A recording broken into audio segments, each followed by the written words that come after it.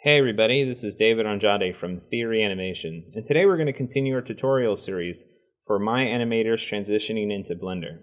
We're going to cover timing and some of the tools that you can use in the graph editor, the dope sheet, and the 3D view, plus some of the differences between the programs and some of the cool tricks you can do in Blender. I hope you enjoyed the tutorial, and if you do, show your love by subscribing. If you have some questions or comments, just please update the discussion and I'll try to get back to you.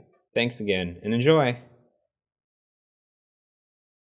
To actually animate something, we need to create something. So I'm going to go up to Create and make a quick sphere. Just drag this out. Fantastic. Now in Blender, you can hit Shift-A, Mesh, and we'll make a UV sphere. Wonderful. Now to set a key in Maya, it's really simple. You hit S. And in Blender, you hit I. And you get this big list, so we're going to pick Lock Rot Scale. Cool. Now, let's animate a little bit. I'm going to drag this out to 48.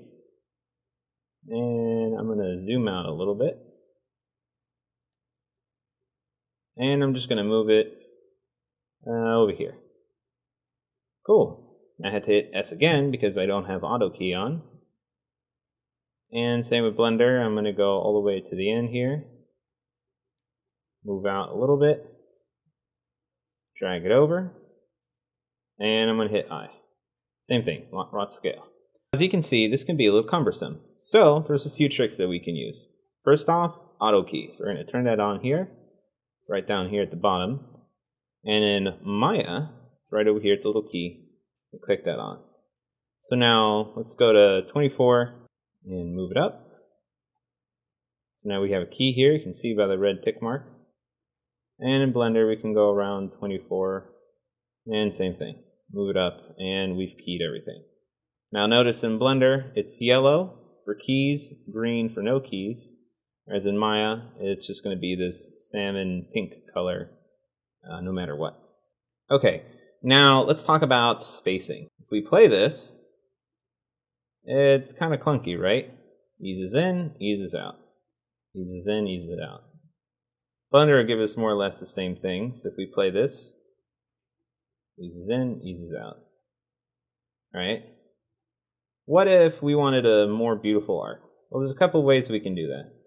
First of all, in Maya, you could simply make a editable trail. So we can go up to Animate, create editable trail, and there you go. You have this really cool little trail where you can adjust how you want stuff to be. Maybe at this point I want to go up a little bit. Same here. I want to go up a little bit.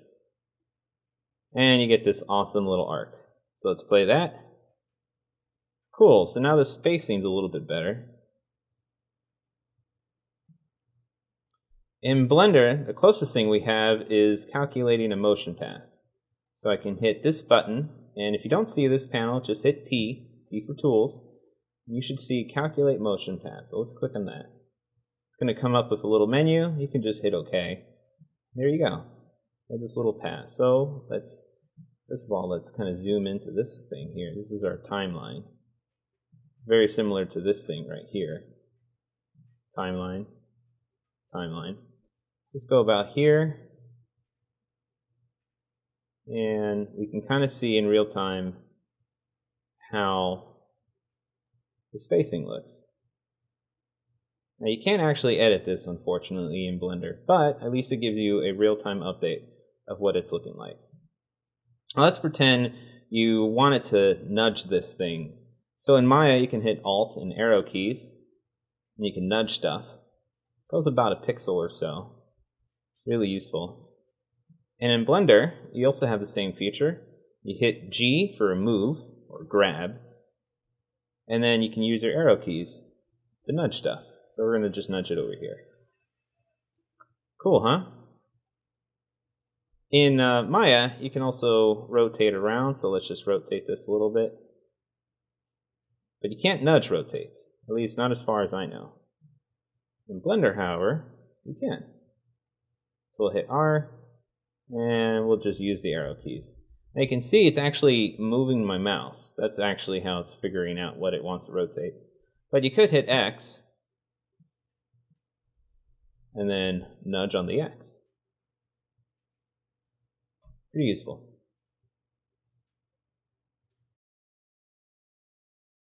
Alright, so this is not the only way to animate. We can also use the power of the graph editor. So let's check it out.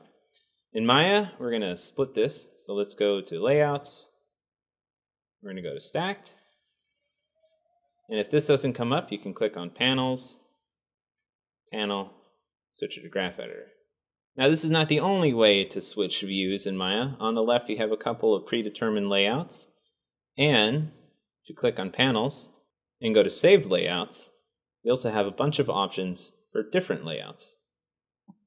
In Blender, you also have layouts. They're right up here. We're in Default. We can switch it to Animation. That'll give us this layout. Or, if you'd like to split it, go back to Default. You can grab the little corners. Now this one's over here on the left. These tiny little corners. We're just going to drag it up.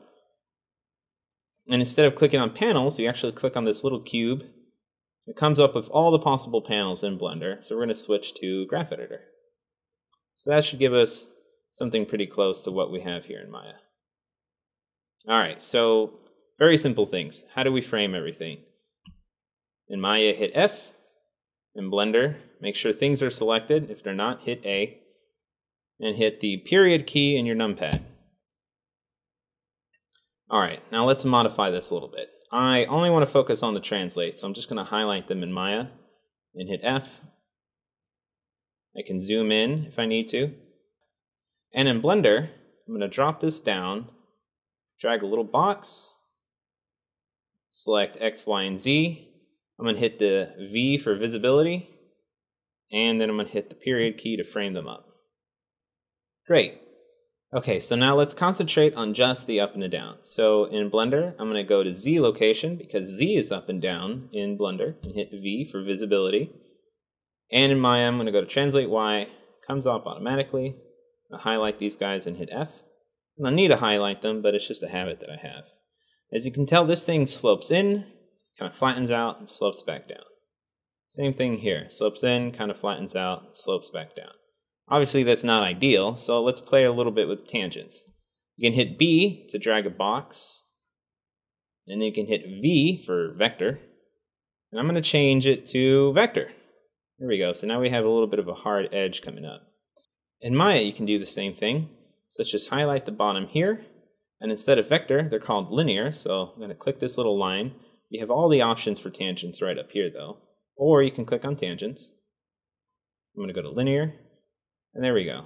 If I play this, it's a little choppy on my screen, but you can see it's going up a little faster and going back down a little faster. And if I play this in Blender, same thing. Going up a little faster, going down a little faster. And plane shortcuts really quick, Alt-A. And in Maya, Alt-V.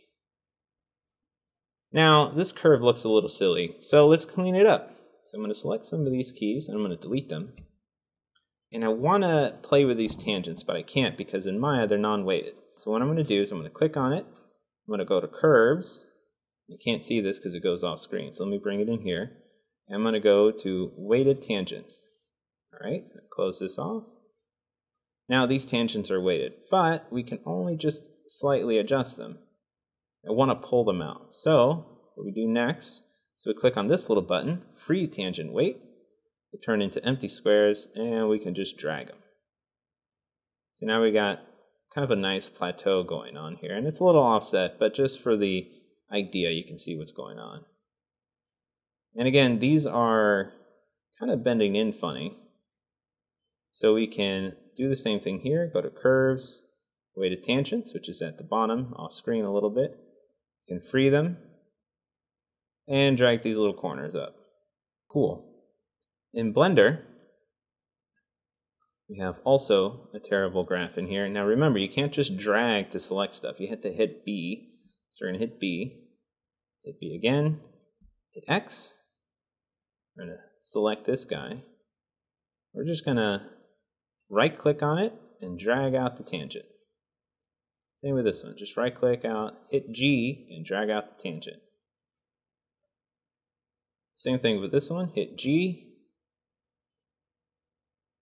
right click on this, hit G, There we go. That was something that looks a little bit more pleasing. And in Maya, a little bit better. Now it's still pretty silly on the X and the Z, so let's just work on that really quick. I'm just going to select these, delete them, and it should be translating over a constant rate, so I'm just going to hit linear. And in Blender, I'm going to do the same thing. I'm going to drag a little box to select these two, hit V for visibility. You can see they're also acting a little silly, so hit B again, drag a box, hit X to delete, and hit A twice, actually just once, V for vector, and we're going to switch it to vector.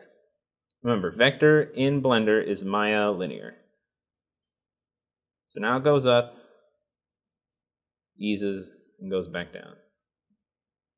Same thing here, goes up, eases, goes back down. Now obviously, this is not the best ball. The spacing's kind of right, but the timing's kind of funny. So why don't we dive back into the graph editor and play a little bit with the timing. Now both programs have a ton of tools for the graph editor, but we're just going to go over a few of them today to give you an idea of what you can do to adjust the timing. So here in Maya, we can drag a quick box, and you can just right away hit R, middle mouse drag, change the value, or if you drag left and right, you can change the timing. It's not really particularly easy to use, and it's really tough to just kind of nail it right on the key. In Blender, you have a few options of how you can use it. So hit A to select everything, and let's put our 3D cursor right on frame 1. Now, if I hit S right away, it just goes bonkers on me because it's scaling both the timing and the values. Okay, so if I hit S and then X, it scales out from the middle. And if I hit Y, it scales up in value. So remember, X is time, Y is value, or just escape to stop all that madness. Now another cool trick you can do is put the head right here at 1, so you can scale from the cursor here. Now click on this little guy here, select 2D cursor. I'm going to put my mouse right here towards frame 60 or so, and I'm going to hit S and just drag. And you notice it's scaling as if the 3D cursor were the pivot, which actually it is. And you can also see the curve up in the 3D view is updating as we're doing this. Now if you just wanted to do it on the X, you could hit X and scale that way. Same thing with Y. You can scale up and down in value. Pretty cool. Actually, it completely uses feature. You can also hit R and rotate your keys. Okay, maybe it's not useless, but it is just pretty cool. I just haven't found a use for it yet.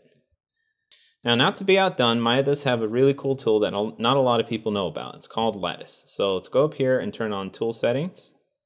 This pops up this little guy. And as long as our mouse is here in the graph editor, you'll notice the tool scale settings come up for the graph editor. So let's go to Manipulator.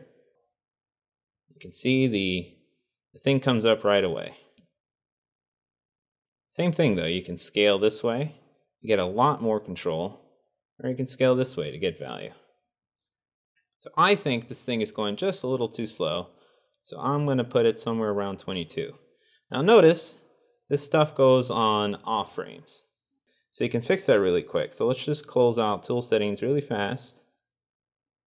Make sure everything here is highlighted. We're going to go to edit, go right down to snap. Cool. In Blender, this actually happens automatically. It's just the default feature. You can change this. It's really simple. Just click on nearest frame. You can turn off no auto snap, time step, whatever you want. Now, as you can see, the timing and the spacing on the ball are just a little bit better. Now, I want to play a little bit with copy and pasting keys and with going into infinity. Now, just as a quick refresher, if you want to play Blast in Maya, it's really simple. You can just quickly go up to Window and go to Play Blast and adjust the options as you need to. And in Blender, frame up your camera. To access your camera, just hit 0 on your numpad. You can also click on Display here on the right and go to Only Render. You can see actually what you would want to see. And if you need to move the camera, just go all the way up to View, Lock Camera to View. This way you can adjust your camera as you need to. And then over here on the right, I'm going to just drag this out a little bit. And then make sure you're in the Render tab. It's just the little camera right up here. You can type in your resolution right under Dimensions, set your frame rate. I'm going to stick to 24 in this case. And where to put it, that's right here under Output. So I'm going to just make sure it's on QuickTime, H.264. And once all those settings are done, you can just hit this little button over here, OpenGL Render Active Viewport, and that'll play blast it for you, right to this spot.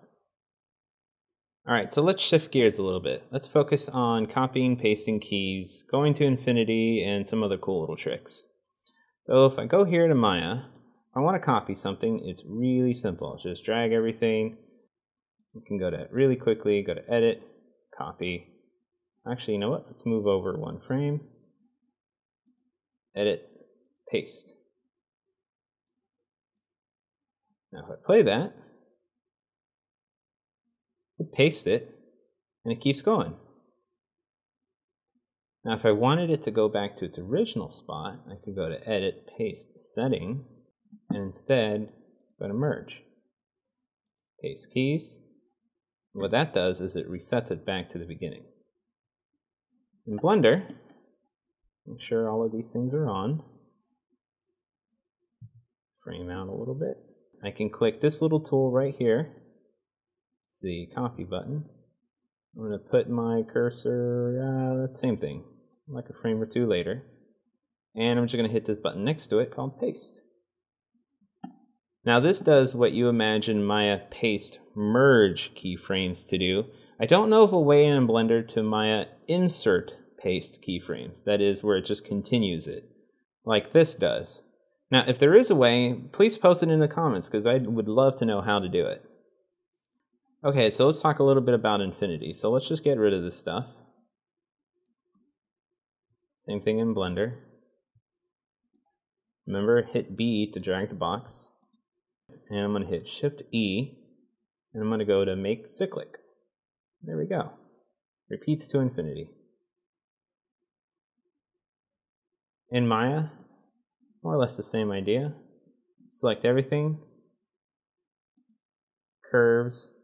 Post or pre-infinity, and you can select cycle and just play it. Now Maya doesn't show the things that are repeated to infinity, so to do that you just quickly go up to View, Infinity. And in Blender it all automatically comes up. Now what if you wanted to bake some of this stuff out? Well in Maya it's pretty simple. You just go up to Edit, Keys, Bake Simulation, and make sure you have Smart Bake on. What Smart Bake is going to do is try to find where your keyframes are at and put a key there. Now, what if you wanted to sample some of these curves? Well, in Blender, you could go to Key, Sample, but that's only going to give you what you've animated. The only way I know how to do it is by baking the curve. Now, unfortunately, when you bake a curve, it's really difficult to turn it back into a editable curve. Let me show you. So you click on Key, you go to Bake Curve. You notice everything turns into this step thing. Now the reason for that is that this becomes a curve that is baked, and it doesn't allow you to edit it in any way. Now don't worry, there is a way to unbake it, but you have to download a quick Python script. So I'm going to put the link down here at the bottom. And if we go up to File, User Preferences, click on Add-on, Install from File. And once you've downloaded this, it's called Unbake PY, and it's written by Blender artist Lero off the blenderartist.org website. I'm just going to run it. You can just type in here, make sure Unbake is on. Sometimes it won't checkmark it, but just make sure this is checkmarked. Let's save our settings. Now back in the graph editor, hit spacebar and type in unbake. We're going to unbake it to action. If you unbake it to 3D, it would actually create a curve in the 3D view, which is also kind of cool. Oh man, now once you've baked it, you have keys everywhere. But don't worry, there are a few things we can do. First of all, if you just go to Key, you can go to Clean Keyframes, and what this is going to do is remove all redundant keyframes. That is, if they're going in a straight line. Now the next thing we can do is go back up to File, User Prefs, type in here Simplify, or just Simp. It should come up automatically. Now Blender comes with this, you don't have to download anything. We're going to just check mark it to make sure it always runs. Save user settings. And back here in the graph editor, hit spacebar and type in Simplify F curves. Now, immediately nothing happens, but if you look up here in the toolbox, remember that's T for tools, right at the bottom you should see Simplify Curves. Now be careful, don't click on anything, because the moment you do, it'll sometimes go away. It's like if you move something. See that? Now it just disappeared on us. So don't worry, we just go back in here, Simplify F curve. There we go. We just slide it a little bit, we can immediately clean up our curves. Now this works for everything, and I know at first it seems a little cumbersome to go through this entire process, but once you have Simplify Curves turned on automatically as an add-on, it's actually really handy for when you're animating other really heavy shots. So we've simplified it, and check that out. Much, much cleaner. Now in Maya, if you wanted to bake everything down to one key, you could go to Edit, Keys, Bake Simulation, and just make sure Smart Bake is off. Sample by, I will just say 1 frame at a time. We click on Bake, and we'll have a mother load of keys. Ridiculous. So let's just undo that. Okay, so let's talk about a few more things we can do with Blender's motion paths and ghosting and some other little fun options. Now, if you go to Object Data, that's a little square that's up here in the Properties panel. Just click on it. You scroll all the way down. We have Motion Paths right down here. If we go to Around Frame, what that'll do is it'll draw the motion path around the current frame. Pretty simple, right? And you can specify the steps and all the other fun stuff. Frame numbers, where the keyframes are at. It's pretty crazy. By the way, that's actually important. Frame numbers and keyframes in case you want to see one or the other. Now, ghosting, there are a couple of ghosting add-ons, but they're still experimental. However, I found that duplication sometimes works. So if we go to frames, and let's just say I want to see where it's at frame 10 to, say, frame 20, that'll show me the objects between 10 and 20. So it's kind of like a rough idea of getting your timing. So let's just say at 15 we moved it up a little bit over here. So it's not perfect, but it's kind of a decent way to get ghosting in there. You can also adjust the step amount on and off. Again, it's not perfect, but it does give you a rough idea. Hopefully they'll add a better ghosting option in the future. So in Maya, if you wanted to turn on ghosting, you can click on the object, go to Animate, go Selected, and wherever you move your time slider, it'll follow you. And in Maya, if you want to, you can just right-click on this editable motion path and see where the timing beads are at. Pretty useful.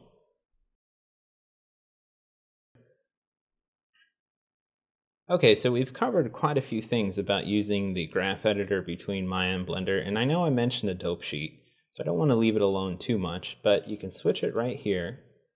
Same thing in Maya. You can switch from panel to the dope sheet. And they're more or less the same thing. The dope sheet, if you've never used one, just shows you where keyframes are at. It's really handy for timing. Now, unlike Maya, where you can just shift click and then drag a key, that's a really handy feature. Unfortunately, in Blender, you can't do that in its timeline. Timeline is strictly for playing. So what I like to do is use a dope sheet, where I can just right click on the summary, this top line right here, just right click on a key. Remember, yellow is selected. and just move it around. So usually what I do is I have a split, so I'll just drag this here. And I'll have one for the graph editor and then one for the dope sheet. And I just hide the timeline a little bit. Now we need the timeline down at the bottom for auto key and playing and stopping and other stuff like that. To adjust timing really quick, I just use the dope sheet. You can of course use a graph editor, but I find sometimes the dope sheet's really easy just to select everything on that curve. Now, if you notice, as I select things in a dope sheet, it will select them in the graph editor too. Kind of handy. All the things are the same as they are in the graph editor to the dope sheet. If I select everything, I can scale stuff. I can't rotate, unfortunately, and I can move things. Now, unlike the graph editor, the dope sheet always uses a 3D cursor as its scaling point. So if you wanted to scale everything in the middle, just click right here in the middle and hit S and scale it outwards.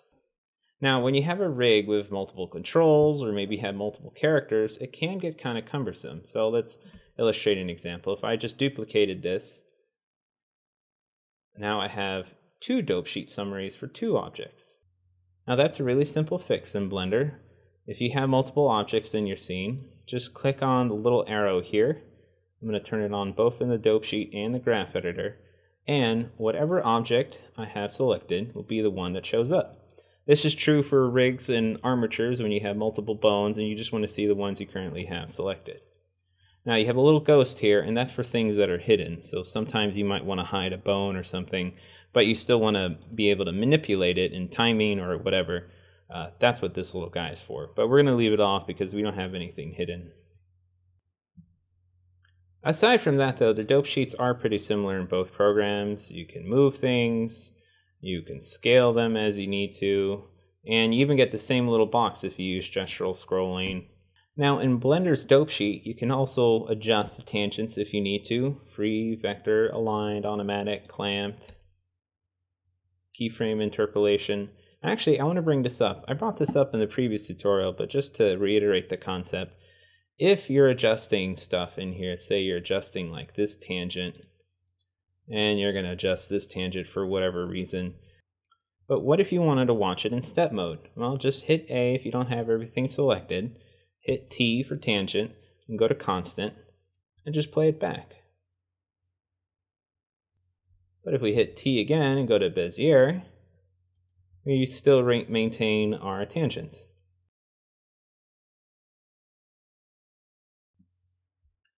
And if you wanted everything just to go back to normal, you can just hit O, and that'll smooth out your keyframes.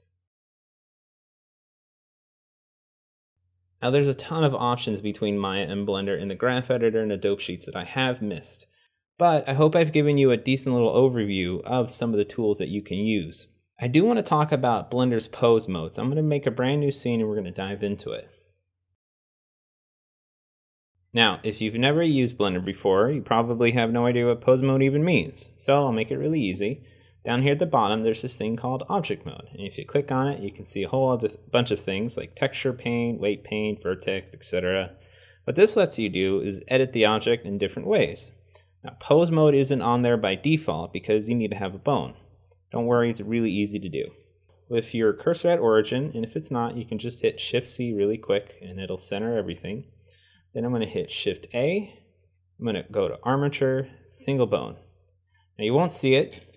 If I zoom in a little bit and I hit Z, you'll see it, it's right there in the middle. And in Maya, I've made the same thing so you can see how it works. Now, to get the two together in Maya, we would have to skin it. So we'd pick the object and then we'd pick the bone. I'm going to go to Skin, Bind Skin, Smooth Bind, and I know that was cut off, but we're just going to use the default settings. And there you go. You'll notice that the cube is all locked in its channels, and the bone here now controls it completely. In Blender, to do the same thing, make sure the object is selected, hit Z if you're not in wireframe mode, shift click the bone, then hit Control P, and we're going to go with Armature Deform. Now that's the same like saying Skin Deform in Maya, and we're going to go with Automatic Weights. Great, so now if we click on the bone, we can rotate it, move it around, scale it, just like in Maya. Okay, so let's zero that out. That's Alt-G, Alt-R, Alt-S, and it'll zero everything out. And just a quick note, if we hit N, you can scroll up. You notice that they are not locked. So that means you can move it around and rotate and scale, and then you can animate the bone, and you can always unlock this in Maya and get more or less the same effect. I'm sure if we had multiple bones and a way more complex mesh, though, this would look really funny. So let's just zero all this out. And because it's really hard to see the bone, I'm going to hit Z to get out of wireframe, go up to armature, which is this little dude, click on it. And right here, under display, you can click on X-ray. You can, of course, do the same thing here in Maya. X-ray joints. Great. In Blender, if you were to right-click the cube, nothing has changed. But if you were to right-click the bone, now we have a new option. Actually, we only have a few options. Edit mode lets you position the bones wherever you want and gives you a whole bunch of options that you can explore in here. You can color the bones by adding them to a group, you can ghost, etc. But we're just going to focus on pose mode, which is what we're all about, right? Because we're animating. So click on pose mode and you'll notice our tools here on the left have changed. So I'm going to right click on this bone again, hit Z to get out of wireframe. And let's just start animating. So I'm going to turn on auto keyframe. Down here at this little thing. Oh, and if you want to move this stuff, it's just middle mouse click and just drag it. And I'm going to go to lock rot scale. I'm going to throw this guy over here. And I'm going to go, I don't know, let's go to frame 180. Put it over here. I'm going to rotate it. I'm going to scale it funny. Rotate it again. Move it. And then maybe over here, I'm just going to push it way off into the distance. Way out there. All right, so now we have this amazing animation that is absolutely mind-blowing.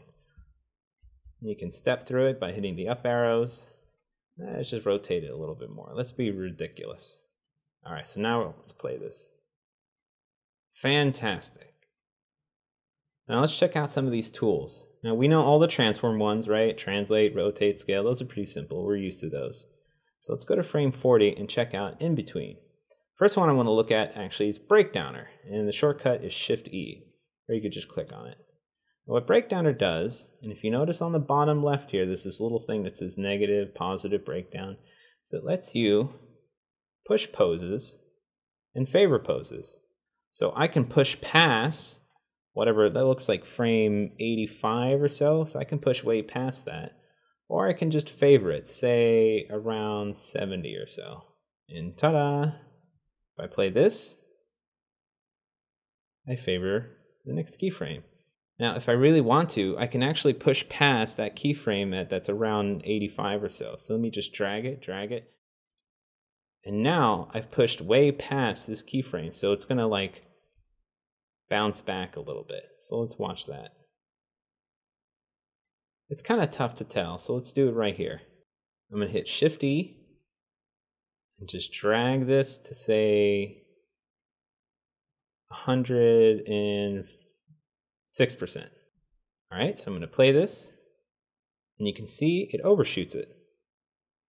This is really handy if you ever want to do overshoots or really just push a pose a little bit. And again, it works on all the locations, rotations, and scales. Now, if you've been looking carefully, you'll notice that our rotations are in quaternion. This is Blender's default, and I absolutely love it because I've never run into a gimbal issue. And that's the point. And by having a fourth axis, this W, you don't run into gimbal lock. It's pretty awesome. Now, just like you could copy and paste stuff in the graph editor, right here on pose, you have the ability to copy and paste and copy and then paste later. Pretty neat, huh? Now, another awesome feature in Blender is pasting opposite. So I'm going to go right about here at 140, and I'm going to click this little button here to copy the current pose, and then I'm actually going to hit I, and then I'm going to move one frame over, I'm going to hit this little blue one. See it right here? Paste the opposite. And what it's done is it's flipped everything. So in this case, it flipped the translates and it flipped the rotates. Now this is an amazing feature. You could basically animate one side of the walk and copy and paste the opposites to the other side. Or let's say you wanted to mimic the hand poses. So you could animate one hand pose and then just paste opposite, and it'll just paste the complete opposite onto the other hand. So that way both hands mirror each other. So let's look at a few more things in here. We had the ability to insert keyframes, you know about those. We can remove keyframes, which is also Alt-I. Motion pass, we know all about those. And you could also repeat last. So let's like move this over here, and then repeat it, and then repeat it, and then repeat it, and you pretty much get the idea. Now the other awesome feature that I like to use is Grease Pencil. So you can click on Draw, or you can hold down D, and just start drawing. And effectively, you can animate in 2D. So now if I frame between these, you can see my amazing 2D animation. I sometimes use this to block out my scenes really quickly. It's really, really handy. Now in this file, I have my cube and bone again, and I've made a couple of poses. So we have one on frame 1, we have another one on frame 10, and another one at frame 20. Now, on the left in Tools, you can see there's an Add to Library. I found it buggy in the past, so I'm just going to use the one that's in the Armature Data panel. So just click on this, right up here, this little dude, and you'll see something called Pose Lib. Now I'm just going to hit the plus sign, and we're going to add new. Great. Now we're going to move on to the next frame. I'm going to add new again. And I'm going to say add current frame. I'm going to go up one more, add current frame. I'm going to go here, I'm going to call this, say, left, you know, for screen left. And I'm going to call this one right. All right, so now we have our poses. So let's just go to a random frame, say 120. Let's go back to center. All you have to do is you hit this little button right here. Ta-da! Let's go over a little bit. Click on right, hit it. Ta-da! And left. It's like magic.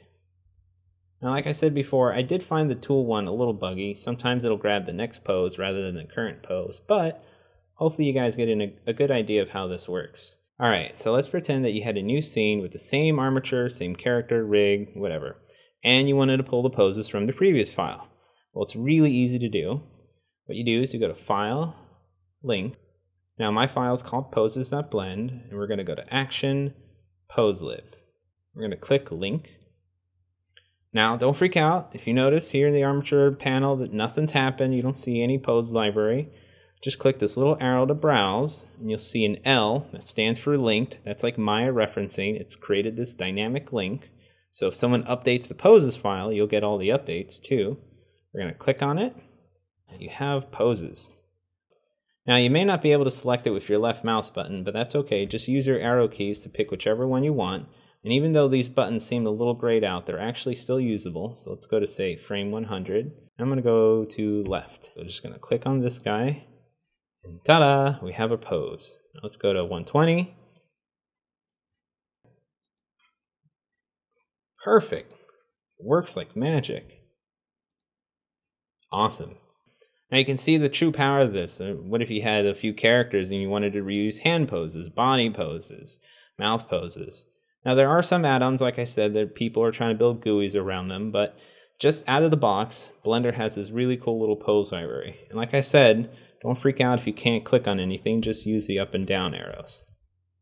Well, I hope you've enjoyed this nice little overview of Maya and Blender animation, and we've covered a lot of ground today. We've gone over the graph editor, the dope sheet, the 3D view, going to infinity. I'm sure your head's spinning because I know mine is. And I know there's plenty of scripts and add-ons for both programs that'll make them even more similar. But I wanted to go over some of the most basic things and just add a couple of things that I think we're missing. Shortcuts are different, names are different, but in the end, they're both two programs that animate really well. And if you just learn a couple of the tricks here and there, you can easily convert between the two. Now, I'm going to make more of these as time goes on, but at the moment, at Theory, we're really busy with Ray and Clovis, I really want to cover things like character animation using full rigs and showing off how all of that can work. I really want to keep this series focused on character animation because there's plenty of Blender videos that give you decent overviews, but specifically for my animators converting, I know there's still a lot of questions and weird buttons and phrases, so I hope this video kind of clears everything up for you. If you have any questions or comments, or if you absolutely love the video, please leave some feedback, subscribe, send me an email. I'm here to listen. And if you absolutely hated the video, then send me an email. Let me know how we can make this better. Alright everyone, until next time, this is David Andrade from Theory Animation.